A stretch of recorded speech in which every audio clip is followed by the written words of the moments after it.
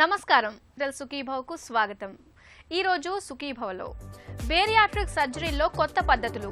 తరచూ రొమ్ముల్లో నొప్పి వేధిస్తోందా? చర్మంపై సెగ్గడ్డలు పుట్టుకొస్తున్నాయా? ఉసిరి ఆరోగ్యానికి ఎంతో మేలు. పసిగుండెకు ఆధునిక వైద్యం. ఇంకా హెల్త్ టిప్. బరువును వదిలించుకునేందుకు ఇవాళ మనకు బేరియాట్రిక్ సర్జరీ రూపంలో చక్కటి పరిష్కారం అందుబాటులో ఉంది. ఆహార నియమాలు, వ్యాయామాలతో ఫలితం లేనప్పుడు, అధిక బరువు, స్థూలకాయం కారణంగా అనారోగ్య సమస్యలు తాకిడి పెరిగినప్పుడు బేరియాట్రిక్ సర్జరీని చేయించుకోవటం వల్ల మంచి ఫలితాలు కనిపిస్తాయి.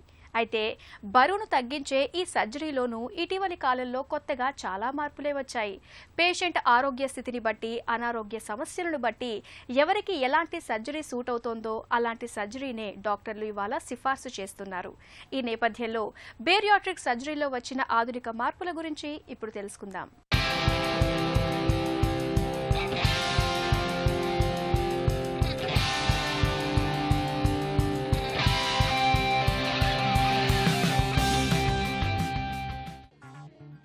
బరువు పెరగటం తేలికే, కానీ తగ్గటమే చాలా కష్టం. సాధారణంగా మనలో చాలామంది పెరిగిన బరువును ఆహారాన్ని నియంత్రించో లేదంటే వ్యాయామాలు చేసో తగ్గటానికి ప్రయత్నిస్తారు. కొద్దిమంది అందులో విజయం సాధిస్తారు. చాలామందికి బరువును తగ్గించుకోవటం కుదరదు. అలాంటప్పుడు బరువు అలాగే పెరుగుతూ పోతే అది స్థూలకాయానికి దారితీస్తుంది. స్థూలకాయం అనేది 100 జబ్బుల పెట్టు. ఒక్కసారి స్థూలకాయం బారిన పడితే దాని ద్వారా షుగర్, హై బీపీ, కొలెస్ట్రాల్ పెరగటం, ట్రైగ్లిజరైడ్స్ పెరగటం, థైరాయిడ్ సమస్యలు రావటం, గుండె జబ్బులు రావటం, గురక, నిద్రలేమి, ఇలా అనేక సమస్యలు చుట్టుముడతాయి. ఈ సమస్యలన్నింటినీ కలిపి ఇప్పుడు మెటబాలిక్ సిండ్రోమ్ అంటున్నారు. స్థూలకాయం వల్ల మెటబాలిక్ సిండ్రోమ్ వస్తే మాత్రం ఆ బరువును బేరియాట్రిక్ సర్జరీ ద్వారా తగ్గించుకోవచ్చు. ఇటీవల కాలంలో బేరియాట్రిక్లో కొత్త పద్ధతులు కూడా అందుబాటులోకి వస్తున్నాయి. మామూలుగా బేరియాట్రిక్ సర్జరీ అనగానే స్లీవ్ గ్యాస్ట్రెక్టమీ ఒకటి, రూ&వై గ్యాస్ట్రిక్ బైపాస్ అంటారు. ఈ రెండు గోల్డ్ స్టాండర్డ్ ప్రొసీజర్స్ అండి. గోల్డ్ స్టాండర్డ్ ప్రొసీజర్స్ అంటే టెక్స్ట్ బుక్ ప్రకారం అందరికీ ఆమోదయోగ్యమైన ప్రొసీజర్స్ అన్నమాట. ఇవి గోల్డ్ స్టాండర్డ్ అని ఎందుకని అన్నారంటే ఈ ఆపరేషన్స్ జరిగిన తర్వాత కూడా 30 ఏళ్ల రిజల్ట్స్ కూడా కంప్లీట్గా స్టడీ చేసి దాంట్లో వచ్చే పాజిటివ్, నెగిటివ్స్ రెండింటినీ బేరీజ్ వేసుకుని ఉపయోగాలు చాలా ఎక్కువ ఉన్నాయి, దానివల్ల వచ్చే ప్రాబ్లమ్స్తో కంపేర్ చేసి అని కూలంకషంగా స్టడీ చేసిన ప్రొసీజర్స్. కానీ లేటెస్ట్ డెవలప్మెంట్స్ అనేది అన్ని రంగాల్లో వచ్చినట్టే ఈ బేరియాట్రిక్లో కూడా కొత్తగా వచ్చిన ప్రొసీజర్స్ కొన్ని ఉన్నాయి. దాన్ని మినీ గ్యాస్ట్రిక్ బైపాస్ అంటారు. ఈ mini gastric bypass or Rutledge procedure అనేది ఈ మధ్య బాగా ప్రాచుర్యం పొందిందండి. దాన్ని నెంబర్ ఆఫ్ సర్జరీస్ చాలా జరుగుతున్నాయి. దీన్ని కూడా కొంత జాగ్రత్తగా ఉపయోగించుకున్నట్లయితే మామూలుగా వచ్చే స్లీవ్ గ్యాస్ట్రెక్టమీ ఆర్ రూ&వై గ్యాస్ట్రిక్ బైపాస్ కన్నా కూడా బెటర్ రిజల్ట్స్ వస్తాయి. రూ&వై గ్యాస్ట్రిక్ బైపాస్లో పేగుల్ని 2 చోట్ల విడగొట్టి కలుపుతారు, దీంట్లో ఒక్క చోటే కలుపుతారు అనమాట. సో ఆ విధంగా దీన్ని 5 ఏళ్ల రిజల్ట్స్ వరకు చాలా మంచిగా వచ్చినాయండి. కాకపోతే ఇంకా 10-15 ఏళ్ల రిజల్ట్స్ వస్తే ఇంకా స్ట్రెంత్ పెరుగుతుంది. బేరియాట్రిక్ పనితీరు అనేది మనం తీసుకునే ఆహారం తాలూకు పరిమాణాన్ని తగ్గించటం, అలాగే తిన్న ఆహారం జీర్ణమయ్యే సమయాన్ని కుదించటం, జీర్ణమయ్యే అవకాశం ఇవ్వకపోవటం అనే సూత్రాల మీద ఆధారపడి పనిచేస్తుంది. ఈ సూత్రాల ఆధారంగానే restrictive, mall absorptive, mixed surgery అనే 3 విభాగాలకు చెందిన బేరియాట్రిక్ సర్జరీలను డాక్టర్లు ఎంచుకుంటారు. ఆహారాన్ని నియంత్రించటం కోసం రిస్ట్రిక్టివ్, తిన్న ఆహారంలో పోషకాలు శరీరానికి అందకుండా చేయటం కోసం మాల్ అబ్జార్ప్టివ్ విధానాలను అనుసరిస్తారు. వ్యక్తుల మెటబాలిక్ డిజార్డర్ల తీవ్రత, మనోధైర్యం, కోరుకుంటున్న ఫలితాల ఆధారంగా ఏ రకమైన బేరియాట్రిక్ సర్జరీ అవసరమనేది డాక్టర్లు నిర్ణయిస్తారు. ఆకలితో ఆహారం తినాలనే కోరిక బలంగా ఉన్నా, తక్కువ పరిమాణంలో తినగలిగేలా, తిన్న ఆహారం ద్వారా పోషకాలు శరీరానికి అందకుండా ఉండేలా జీర్ణ వ్యవస్థకు మార్పులు చేసే సర్జరీలన్నీ బేరియాట్రిక్ సర్జరీల కిందకే వస్తాయి. ఇటీవల మరికొన్ని కొత్త పద్ధతులు బేరియాట్రిక్ సర్జరీల్లో వచ్చాయి. ఆపరేషన్ లేకుండా మనం ఎండోస్కోపీ ద్వారా కొన్ని పద్ధతులు వచ్చినాయి. దాంట్లో బెలూన్ అనే ఇదివరకు కూడా ఉందండి. మనం బేరియాట్రిక్తో పోలిస్తే బెలూన్ రిజల్ట్స్ చాలా తక్కువ పరిమాణంలో ఉంటాయి. Plus satisfaction level to the patient చాలా తక్కువ ఉంటుందండి. అందుకని బెలూన్ అనేది అంత ఎక్కువగా పాపులర్ అవ్వలేకపోయింది. ప్లస్ బెలూన్ అనేది టెంపరీ ప్రొసీజర్. బెలూన్ వేసి 6 నెలలు ఉంచి 6 నెలల తర్వాత తీసేస్తాం, తర్వాత బరువు పెరిగే అవకాశం ఉంటుంది. అందుకని అది అంత ఎక్కువ ప్రాచుర్యం పొందలేదు. ప్లస్ కాకపోతే దానికి ఉన్న అడ్వాంటేజ్ ఏంటి అంటే ఆపరేషన్ లేకుండా నోటి ద్వారా ఎండోస్కోపీ ద్వారా చేస్తారనేది దాని ప్లస్ పాయింట్ అనమాట. తర్వాత యాస్పైర్ అని కొత్త రకం ఇంకొకటి వచ్చిందండి. చిన్న ట్యూబ్ ఇక్కడ పొట్టలో జీర్ణాశయంలో పెడతారు, దానికి ఒక ట్యాప్ లాగా ఓపెన్ చేసి పెడతారనమాట. మనకి ఎంత కావాలంటే అంత తినొచ్చు. ఇక్కడ ట్యాప్ ఓపెన్ చేసుకుంటే తిన్నదంతా బయటకు వచ్చేస్తుంది అనమాట. సో దాని విధంగా కూడా, కాకపోతే చిన్న ప్రొసీజర్ లాగా చేస్తారు ఎండోస్కోపిక్గానే, అది కూడా ఆపరేషన్ లేకుండా నోటి ద్వారానే ఎండోస్కోపిక్గా ఇక్కడ చిన్న ట్యూబ్ లాంటిది పెడతారు. మళ్ళీ నీళ్లు కూల్ డ్రింక్ లాంటిది ఏదైనా తాగిస్తే మొత్తం వెళ్ళి మొత్తం కడిగినట్టు బయటకు వచ్చేస్తుంది. మళ్ళీ క్లోజ్ చేసేసుకుని మనం మన పనులన్నీ చేసుకోవచ్చు. సో ఇలాంటివి కొత్త కొత్త ఇన్నోవేషన్స్ అనేవి జరుగుతూ ఉన్నాయి. ఎప్పుడైనా కూడా ఈరోజు విచిత్రంగా అనిపించి ఈరోజు మనకి హాస్యాస్పదంగా అనిపించింది, కొన్ని రోజుల తర్వాత కూడా టెక్నాలజీలో డెవలప్మెంట్ అయ్యి అవి కూడా ఒక రకమైన ప్రొసీజర్స్ కింద ఎస్టాబ్లిష్ అయ్యే అవకాశం ఉంటుంది. కానీ ఇప్పటి వరకు అయితే స్టాండర్డ్ ప్రొసీజర్స్ అనేది స్లీవ్ గ్యాస్ట్రెక్టమీ అండ్ రూ&వై గ్యాస్ట్రిక్ బైపాస్. బేరియాట్రిక్ సర్జరీకి ముందు బాడీ మాస్ ఇండెక్స్ శరీరంలో కొవ్వు పరిమాణాన్ని లెక్కించి బరువు తగ్గటం కోసం అన్ని రకాల ప్రయత్నాలు విఫలమైనప్పుడు స్థూలకాయం మూలంగా తలెత్తిన ఆరోగ్య సమస్యలు మందులతో అదుపులోకి రానప్పుడు మాత్రమే బేరియాట్రిక్ సర్జరీని ఎంచుకోవాలి. ఎండోస్కోపీ, లాప్రోస్కోపీ లాంటి విధానాల్లో సర్జరీ చేసినా సర్జరీ తర్వాత వైద్యుల సూచనలు పాటిస్తూ సూచించిన మందులను వాడాలి. అలాగే సర్జరీ ఫలితాన్ని అంచనా వేయటం కోసం క్రమం తప్పకుండా బాడీ మాస్ ఇండెక్స్, కొవ్వు పరిమాణాలను పరీక్షించుకుంటూ ఉండాలి. పొట్టలో ఏ చిన్న అసౌకర్యం కలిగినా ఆలస్యం చేయకుండా వైద్యుల్ని సంప్రదించాలి. నెలసరి రోజుల్లో రొమ్ములు బరువుగా ఉండటం, రొమ్ముల్లో కాస్త నొప్పిగా ఉండటం సహజమే. నెలసరి అయిపోగానే రొమ్ముల్లో నొప్పి కూడా తగ్గిపోతూ ఉంటుంది. అయితే కొంతమందిలో మాత్రం చాలా తరచుగా రొమ్ముల్లో నొప్పి వచ్చిపోతూ ఇబ్బంది పెడుతుంటుంది. రొమ్ముల్లో ఈ రకమైన నొప్పిని చాలా మంది క్యాన్సర్గా భావిస్తూ భయపడిపోతూ ఉంటారు. రొమ్ముల్లో నొప్పి వెనుక చాలా కారణాలే ఉంటాయి. వాటిని పసిగట్టి తగిన చికిత్స తీసుకోవాలని చెబుతారు డాక్టర్లు. రొమ్ముల్లో నొప్పి గురించిన పూర్తి వివరాలని డాక్టర్ని అడిగి ఇప్పుడు తెలుసుకుందాం. పీరియడ్స్ వచ్చే ముందు ఒక 10 to 15 డేస్ ముందు బ్రెస్ట్ హెవీనెస్, బోత్ బ్రెస్ట్ బాగా టెండర్గా ఉండటము, బరువుగా ఉండటము, సైజ్ పెరిగినట్టు అనిపించటము అట్లా ఫీల్ అవుతారు అనమాట. ఒకసారి మెన్స్ట్రువల్ సైకిల్ స్టార్ట్ అయిన తర్వాత ఆ నొప్పి అంతా కూడా వెంటనే తగ్గిపోతుంది, చాలా ఫ్రీగా రిలాక్స్డ్గా ఫీల్ అవుతారు. ఒకవేళ అంటే రొమ్ములో నొప్పి రాగానే వాళ్ళు ఫస్ట్ కన్సర్న్ ఏంటంటే కుడ్ దిస్ బి క్యాన్సర్ అని చెప్పేసి. అయితే ఎక్కువ సార్లు ఇది క్యాన్సర్ కాదండి. 100 మంది బ్రెస్ట్ క్యాన్సర్ పేషెంట్స్ని తీసుకుంటే మీరు 2 to 7% ఆడవాళ్ళల్లో ఇది క్యాన్సర్ కారణం వలన కావచ్చు నొప్పి. సర్వైకల్ స్పాండిలోసిస్ ఉందనుకోండి, ఎవరికైనా మెడ కండరాల దగ్గర డిస్క్ ప్రాబ్లం ఉండటం వలన అది నరం సప్లై చేసే చోటంతా కూడా పెయిన్ రావటం, దాంతో బ్రెస్ట్ పెయిన్ లాగా ఫీల్ అవుతారనమాట. అది that could be cervical spondylosis, అంటే న్యూరాలజిస్ట్ని సంప్రదించాల్సి ఉంటుంది. ఇంకా లాస్ట్ కాజు లెఫ్ట్ సైడ్ బ్రెస్ట్ పెయిన్ వస్తే ఒక్కసారి మేము ఆలోచించుకునే కారణం ఏంటంటే కార్డియాక్ కాదు కదా, అంటే హార్ట్కి సంబంధించింది కాదు కదా అనేది మేము కొంచెం ఆలోచించుకుంటాం అనమాట. ఫస్ట్ చేయాల్సింది హిస్టరీ అండి, అంటే పెయిన్ ఎలా ఉంది, ఎక్కడుంది, ఎప్పుడు వచ్చింది, ఎంతకాలం నుంచి వచ్చింది, ఇటువంటి బేసిక్ క్వశ్చన్స్ కొంత హిస్టరీ టేకింగ్ అంటాము. అట్లాగే ఫిజికల్ ఎగ్జామ్, అంటే patient breast examination, that becomes very very important అనమాట. If it's simply hormonal related అని కంక్లూషన్కి వచ్చామనుకోండి, then you can use certain things like vitamin E, లేదంటే ఈవినింగ్ ప్రిమ్రోజ్ ఆయిల్ కానీ, ఫ్యాక్స్ సీడ్స్ కానీ, ఇటువంటి మెజర్స్. అలానే just simple pain conservative measures, అంటే నేను ట్యాబ్లెట్స్ గురించి మాట్లాడట్లేదు, just apply heat or ice and also wearing comfortable clothing like inner wears కొంచెం కంఫర్టబుల్గా ఉండేట్టుగా వేసుకోవటం. And most of the times నేను నోటీస్ చేసింది ఏంటంటే సింపుల్ రీఅష్యూరెన్స్ విల్ డూ. ఇన్వెస్టిగేషన్స్లో మనకి రొమ్ములో చిన్న చిన్న గడ్డలు ఉన్నాయి అనుకోండి, అవి కూడా నొప్పి చేస్తాయి ఒక్కొక్కసారి. అంటే ఫైబ్రోయిడ్నోమాస్ అంటాం, ఫైబ్రోసిస్టిక్ డిసీజ్ అంటాం, and of course infection, mastitis కానీ, వీటన్నిటికీ తగిన రకంగా మనం ట్రీట్మెంట్ ఇచ్చుకుంటూ ఉంటాము. క్యాన్సర్ అయితే and that takes a different path అనమాట. తీవ్రమైన ఎండ, విపరీతమైన ఉక్కపోతలతో బాగా ఇబ్బంది పెట్టే వేసవి అంటే మనకు ఇష్టం లేకపోవచ్చు, కానీ వ్యాధి కారకాలైన బ్యాక్టీరియాలకు మాత్రం మహా ఇష్టమనే చెప్పుకోవాలి. ఎందుకంటే ఉక్కపోతల మూలంగా మన చర్మంపై తేమ ఒక పట్టాన ఆరదు. దీంతో చర్మం అంతా తడితడిగా ఉండి చెమ్మగా ఉంటుంది. ఇలాంటి వాతావరణంలో బ్యాక్టీరియా అంతా మన చర్మంలోకి చేరిపోతూ ఉంటుంది.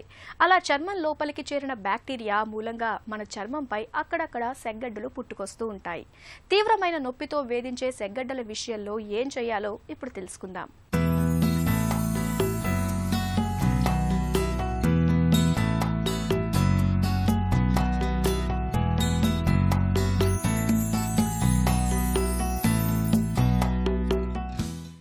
సెగగడ్డలు అంటే ఏంటివంటే వీటిని మనము బాయిల్స్, ఫరంకుల్స్ అంటాం.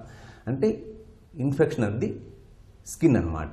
అది హెయిర్ ఫాలికల్ రావచ్చు, మామూలు స్కిన్ కూడా ఇన్ఫెక్షన్ రావచ్చు, స్కిన్ మీద ఉండే హెయిర్ ఫాలికల్ రావచ్చు అనమాట. మన బాడీ మీద ఉన్న బ్యాక్టీరియా అంటే మనకు సహజీవనం చేసే కొన్ని రకాల బ్యాక్టీరియా మన బాడీ మీద ఉంటాయి.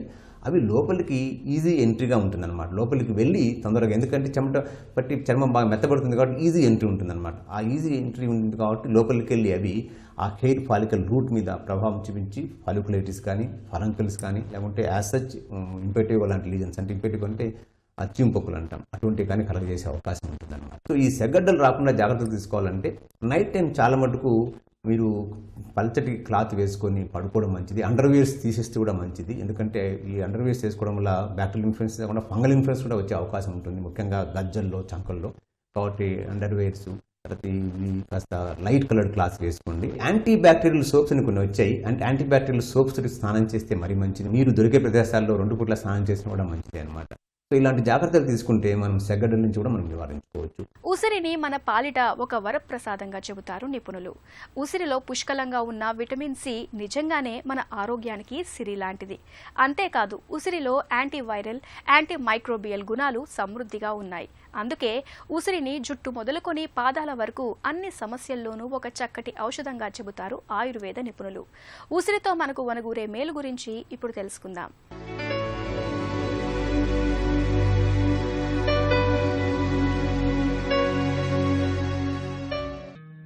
ఉసిరి మనకు ఎన్నో రకాలుగా మేలు చేస్తుంది. ముఖ్యంగా ఉసిరిలో విటమిన్ సి సమృద్ధిగా ఉంటుంది. దాదాపు 9.5 కిలోల నారింజ పండ్లలో లభించే విటమిన్ సి 1 టేబుల్ స్పూన్ ఉసిరి పొడిలో లభిస్తుంది. ఉసిరిని తీసుకోవడం వల్ల శరీరానికి కావలసినంత సి విటమిన్ లభిస్తుంది. భోజనంలో మొదటి ముద్ద ఉసిరి పచ్చడితో తినడం చాలా మంచిది. పచ్చి ఉసిరి త్రిదోషాలను హరిస్తుంది, వయసును నిలుపుతుంది, ఆయుష్ను పెంచుతుంది. ఉసిరికాయ రసాన్ని తేనెతో కలిపి తీసుకుంటే మూత్రకోశంలోని మంట, నొప్పి తగ్గి మూత్ర విసర్జన సాఫీగా జరుగుతుంది.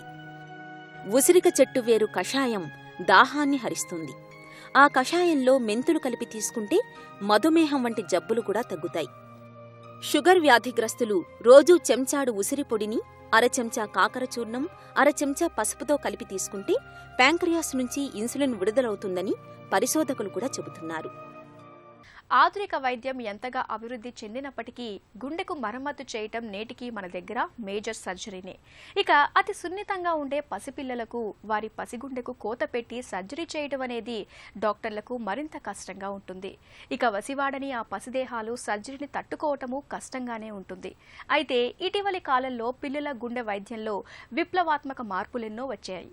సర్జరీల్లో కొత్త టెక్నిక్లతో పాటు ఐసీయూలో తీసుకునే జాగ్రత్తల వరకు చాలా మార్పులే ఇవాళ కనిపిస్తున్నాయి. పిల్లల గుండె వైద్యంలో వచ్చిన ఆధునిక మార్పుల గురించి డాక్టర్ని అడిగి ఇప్పుడు తెలుసుకుందాం.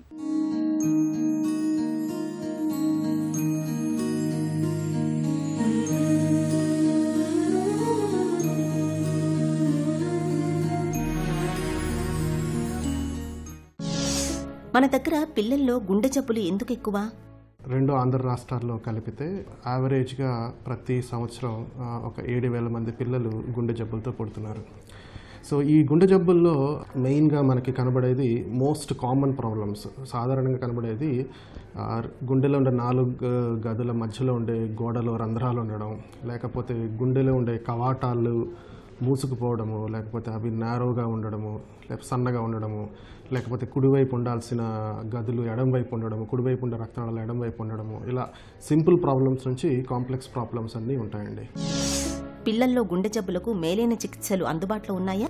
ఈ చికిత్సా విధానంలో ఒకటి సర్జికల్గా చేస్తారు, సర్జరీ చేసే చికిత్సా విధానం ఉంటుంది. అలాగే క్యాథెటర్ల ద్వారా చేసే చికిత్సా విధానం ఉంటుంది. కాకపోతే 30 ఏళ్ల క్రితము ఈ గుండె జబ్బుల్లో వచ్చిన పిల్లల్లో చాలామంది మన రాష్ట్రాల్లో చనిపోయేవాళ్ళు. దీనికి చాలా కారణాలు ఉన్నాయి. ఒకటి, వీటి గుండె జబ్బుల గురించి అవగాహన లేకపోవడము, లేదా ఈ గుండె జబ్బుల్ని గుర్తించగలిగే డాక్టర్లు లేకపోవడము, అందుబాటులో ఉండకపోవడము, ఒకవేళ గుర్తించినా కానీ చికిత్స అందించే సర్జరీ చేసే సర్జన్ల కొరత వల్లను, లేకపోతే దాటి సర్జరీకి ఖర్చు భరించలేకపోవడం వల్లను, సర్జరీ అయినా కానీ వాటికి వచ్చే కాంప్లికేషన్స్ని చూసుకునే ఇంటెన్సివ్ కేర్ ఫెసిలిటీస్ సరిగ్గా లేకపోవడం వల్లనో ఇలా రకరకాల కారణాల వల్ల చాలామంది చనిపోతూ ఉండేవాళ్ళు. కానీ గత 30-40 ఏళ్ల సంవత్సరాల్లో నుంచి ఈ చిన్నపిల్లల గుండె జబ్బులు ట్రీట్ చేసే విధానంలో చాలా అనూహ్యమైన మార్పులు వచ్చాయి. చాలా తేడాలు వచ్చాయి, చాలా సిగ్నిఫికెంట్గా ఇంప్రూవ్మెంట్స్ అనేవి వచ్చాయండి. ఈ కార్డియాక్ సర్జరీస్ అనేవి ఒక సక్సెస్ అనేది జనరల్గా టీమ్ ఎఫర్ట్ ఉంటుందన్నమాట. ఒక సర్జరీ ఇప్పుడు దీంట్లో ఈ టీంలో జనరల్గా కార్డియాలజిస్టు, చిన్నపిల్లల కార్డియాలజిస్టు, కార్డియాక్ సర్జను ప్లస్ ఆ తర్వాత సర్జరీ తర్వాత చేసే ఐసీయూ కేర్, ఈ 3 కలిపితేనే మనము ఒక హార్ట్ ప్రాబ్లం ఉన్న పిల్లవాడిని మనం సక్సెస్ఫుల్గా ఇంటికి పంపించగలుగుతాం. గుండె జబ్బు పిల్లలకు ఐసీయూలో తలెత్తే సమస్యలు ఎలా ఉంటాయి? జనరల్గా థియేటర్ నుంచి వచ్చినప్పుడు ఈ పిల్లల్లో బ్లీడింగ్ అయ్యే ఛాన్స్ ఉంటుందండి. ఎందుకంటే హార్ట్ సర్జరీ చేసేటప్పుడు చిన్నపిల్లల హార్ట్ని బైపాస్ మెషిన్ మీద పెట్టి హార్ట్ని ఆపేసి గుండెకి కోత చేసి సర్జరీ చేస్తారు. ఆ తర్వాత ఆ బైపాస్ మీద ఉండడం వల్ల చాలా రకాలైన ప్రాబ్లమ్స్ వస్తాయి అనమాట. So one of the major problem ఏంటంటే బ్లీడింగ్ వచ్చే ఛాన్స్ ఉంటుంది. ఆ బ్లీడింగ్ని ఒక్కోసారి అన్కంట్రోల్ బ్లీడింగ్ ఉండే ఛాన్స్ ఉంటుందండి. దాన్ని జనరల్గా మేము ప్లేట్లెట్లని లేకపోతే తెల్ల రక్త కణాలు, ప్లాస్మాను లేకపోతే ఎర్ర రక్త కణాలు ఇచ్చి కంట్రోల్ చేయడానికి ట్రై చేస్తాము. ఒకసారి సివియర్ బ్లీడింగ్ ఉన్నప్పుడు తిరిగి థియేటర్లకు తీసుకువెళ్ళి మళ్ళీ ఒకసారి ఓపెన్ చేసి అక్కడ బ్లీడింగ్ అవుతుంది, ఆ బ్లీడింగ్ని కంట్రోల్ చేసే పరిస్థితి కూడా ఒక్కోసారి రావచ్చు. రెండవ ప్రధాన సమస్య ఈ ఐసీయూలో ఈ హార్ట్ సర్జరీ అయిన పిల్లల్లో ఏంటంటే కోత వేసి మన సర్జరీ చేస్తారు కాబట్టి హార్ట్ వాస్తుంది, దాని మూలంగా హార్ట్ పంపింగ్ కెపాసిటీ బాగా తగ్గిపోతుంది. సో అందుకని దానివల్ల పేషెంట్ బీపీ చాలా హెచ్చు తగ్గులు ఉంటాయన్నమాట. బీపీ సడన్గా పడిపోవడము లేకపోతే బీపీ కొన్ని సర్జరీల తర్వాత బీపీ చాలా హై అవ్వడము ఉంటుంది. దాన్ని బీపీ పడిపోతే దాన్ని బీపీ పెంచే మెడిసిన్స్ కూడా స్టార్ట్ చేయాల్సి ఉంటుంది. అండ్ దాంతోపాటు బీపీ హైగా ఉంటే బీపీని కంట్రోల్ చేసే మెడిసిన్స్ కూడా ఇస్తాం. మూడొక ప్రధాన సమస్య హార్ట్ రిథంలో వచ్చే తేడాలు ఉంటాయండి. సడన్గా హార్ట్ రేటు, ఇప్పుడు హార్ట్కి కూడాను నరాల సప్లై ఉంటుంది, అవి కూడాను కొద్దిగా డ్యామేజ్ అయ్యే ఛాన్స్ ఉంటుంది కొన్ని సర్జరీస్లో. దాని మూలంగా ఏంటంటే హార్ట్ రిథంలో ప్రాబ్లమ్స్, అంటే హార్ట్ రేట్ మరీ ఎక్కువ అవడము లేదా హార్ట్ రేట్ మరీ తగ్గడము అలాంటి సమస్యలు కూడా రావచ్చు. వాటికి హార్ట్ రేట్ పెంచేవి లేదా తగ్గించే మెడిసిన్స్ ఇస్తాము. ఒకసారి మెడిసిన్స్ ద్వారా కూడాను ఇవన్నీ కూడాను ఫస్ట్ 3 రోజుల్లో మ్యాక్సిమం ఒక సర్జరీ అయిన 72 గంటల్లో కనబడుతూ ఉంటాయి. తర్వాత జనరల్గా ఆ ప్రాబ్లమ్స్ వచ్చే అవకాశాలు చాలా తక్కువగా ఉంటాయి. ఒకసారి మనం ఎంత ట్రై చేసినా కానీ హార్ట్ రేట్ మనం అనుకున్న మెడిసిన్స్ ద్వారా లేకపోతే హార్ట్ రేట్ ఇంకా సెట్ కాలేదు, రికవరీ కాకపోతే ఒకసారి వాళ్ళని టెంపరీ పేస్ మేకర్ మీద పెట్టి లేదా పర్మనెంట్ పేస్ మేకర్ మీద కూడా పెట్టాల్సిన అవసరం రావచ్చు అన్నమాట. గుండె జబ్బు పిల్లల విషయంలో ఐసీయూలో ఎలాంటి జాగ్రత్తలు తీసుకుంటారు? హార్ట్ సర్జరీ అయిన పిల్లల్లో ఈ ఇన్ఫెక్షన్స్ వచ్చే రిస్కులు ఇంకా చాలా ఎక్కువ ఉంటాయి. ఎందుకంటే హార్ట్ ప్రాబ్లం వల్ల వాళ్ళ బాడీ జనరల్గా మాటికి ఊపిరితిత్తులు ఇన్ఫెక్షన్ రావడం వల్ల లేకపోతే ఆహారం తీసుకునే సమస్య ఉండడం మూలంగా వాళ్ళందరూ కూడా పోషకాహార సమస్యతో బాధపడుతుంటారు, తక్కువ బరువు ఉంటారు. అండ్ వాళ్ళలో రకరకాల సిండ్రోమ్స్ ఉంటాయి వాళ్ళలో, దాని మూలంగా వాళ్ళలో రోగనిరోధక శక్తి తక్కువ ఉంటుంది, ఇన్ఫెక్షన్స్ తట్టుకునే శక్తి కూడా చాలా తక్కువగా ఉంటుంది. సో అందుకని ఇన్ఫెక్షన్స్ మీద చాలా స్పెషల్ ఫోకస్ పెడతాము ఆ పిల్లల మీద. మంచి చేతులు శుభ్రంగా కడుక్కొని ముట్టుకోవడము, అటెండర్స్ని పేషెంట్ తరపు బంధువుల్ని చాలా తక్కువ మందిని అలో చేయడము, ప్లస్ ఇంజెక్షన్స్ కానీ ఏమి ఇచ్చినా కానీ ఇన్ఫెక్షన్ కంట్రోల్ తగ్గించే, అంటే ఇన్ఫెక్షన్ రాకుండా చేసే టెక్నిక్స్తో వాడడము, ఇలాంటి వాటి సహాయంతో ఇన్ఫెక్షన్ రిస్క్ని చాలా వరకు తగ్గిస్తాము. అండ్ ఇన్ఫెక్షన్స్ వచ్చినా కానీ కరెక్ట్ డోస్ ఆఫ్ యాంటీబయాటిక్స్ ఇవ్వడము లేదా హయ్యర్ యాంటీబయాటిక్స్ కంట్రోల్ చేసే టెక్నిక్స్ వాడతాం అన్నమాట. ఎక్మో టెక్నాలజీ అంటే ఏంటి? దీని ప్రత్యేకతలేంటి? ఎక్మో అంటే బేసికల్గా హార్ట్కి లంగ్కి రెస్ట్ ఇచ్చే మెషిన్. సో దాంట్లో ఏం చేస్తుంది అంటే అది చెడు రక్తాన్ని బాడీ నుంచి తీసేసి అది ఒక స్పెషల్ ఇన్స్ట్రుమెంట్ ద్వారా వెళ్ళి అది ఆ రక్తంలోంచి కార్బన్ డైఆక్సైడ్ తీసేసి ఆక్సిజన్ తిరిగి దానికి అందించి తిరిగి బాడీలోకి పంపించే మెషిన్ అనమాట. బేసికల్గా దాని ద్వారా మనము హార్ట్కి లంగ్కి కొద్దిసేపు రెస్ట్ ఇస్తాము. రెస్ట్ ఇచ్చి కొన్ని రోజులు, జనరల్గా 5 నుంచి 7 రోజుల దాకా యావరేజ్గా పెడతాము. ఆ ఎక్మో టెక్నాలజీ కూడా కొన్ని సంవత్సరాల క్రితం మన దగ్గర లేదు, కానీ రాష్ట్రంలో ఈ మధ్య కొన్ని హాస్పిటల్స్ ఆ టెక్నాలజీని అందిస్తున్నాయి. అది ఇప్పుడు ఆల్మోస్ట్ మనము ఇంటర్నేషనల్ లెవెల్లో ఉన్న టెక్నాలజీని ఇప్పుడు మన రాష్ట్రాలు కూడా అందించగలుగుతున్నాము. సో ఆ ఎక్మో టెక్నాలజీ ద్వారా దాదాపు ఒక 70% పిల్లలు, అదర్వైజ్ చనిపోయే పిల్లల్ని కూడాను మన ప్రాణాలని వాళ్ళని కాపాడగలుగుతున్నాం అన్నమాట. పసిగుండెలో లోపాన్ని గుర్తించేందుకు ఇటీవలి కాలంలో కొత్తగా వచ్చిన మార్పులేంటి? ప్రెగ్నెన్సీగా ఉన్నప్పుడే కొన్ని హార్ట్ ప్రాబ్లమ్స్ని కనుక్కోవచ్చు. 20 వారాలు 18 వారాల స్కాన్లోనే కడుపులో ఉండగానే గుండె జబ్బుల్ని, అంటే ఫీటల్ స్కాన్ అంటారు, ఫీటల్ ఎకోస్ చేసుకోవడాను కొన్ని గుండె జబ్బులు ఆల్మోస్ట్ 30 నుంచి 60% గుండె జబ్బుల్ని కడుపులో ఉండగానే, ప్రెగ్నెంట్గా ఉండగానే కొన్ని కనిపెట్టచ్చండి. పూర్వకాలంలో కొంచెం అంటే ఉన్నత లేకపోతే మధ్య ఆదాయ తరగతి వాళ్ళు ఇలాంటివి తెలుసుకొని వెంటనే అబార్షన్స్ చేయించడం అలాంటివి చేస్తూ ఉండేవాళ్ళు ఒకప్పుడు. బట్ మేము అనుకోవడము ఇప్పుడున్న టెక్నాలజీతోనూ లేకపోతే ఇప్పుడున్న ఇంప్రూవ్డ్ కేర్ వల్లనూ ఇలాంటి వాళ్ళకి డెఫినెట్గా మనము పుట్టిన తర్వాత కూడాను ఒక లైఫ్ ఇచ్చే ఛాన్స్ మనకు ఉంటుందండి. పిల్లల్లో గుండె జబ్బులకు ఆధునిక వైద్యంలో కొత్తగా అందుబాటులోకి వచ్చిన చికిత్సలు, ఐసీయూలో తీసుకుంటున్న జాగ్రత్తల గురించి తెలుసుకున్నాం కదా. ఇక ఈ రోజు కార్యక్రమాన్ని ముగించే ముందు ఆంధ్ర హాస్పిటల్ సమర్పించు ఒక చిన్న చిట్కా మీకోసం. వట్టివేళ్లు, ధనియాలు, ఉసిరి, సుగంధి పాల ఈ 4 సమపాళ్లలో తీసుకుని చూర్ణంగా చేయండి. ఈ చూర్ణాన్ని తాగే నీటిలో వేసి ఒక రాత్రంతా అలాగే ఉంచండి. తర్వాతి రోజంతా ఆ నీటిని తాగండి. వేసవి తాపం, అలసట, దప్పికల నుంచి మంచి ఉపశమనంగా ఉంటుంది. సుఖీభవ కార్యక్రమానికి సంబంధించి మీ విలువైన సూచనలు, సలహాలని వెంటనే మాకు రాయండి. మా చిరునామా Sukhibhava, ETV, Ramoji film city, Hyderabad 501-512 లేదా sukhibhava@etv.co.in కు మెయిల్ చేయండి.